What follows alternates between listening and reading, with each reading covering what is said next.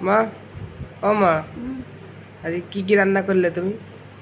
আজকে হ্যাঁ, আজকে অনেক কিছু করেছি, অনেক কিছু করিনি, কি করে যায়? বেশি কিছু করিনি। যে ভাত করেছি, আর এই দেখ চিংড়ি মাছ দিয়ে বাঁধাকপির তরকারি।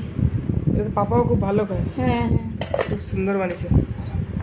আর এই চিংড়ি মাছের মাথা বাটা।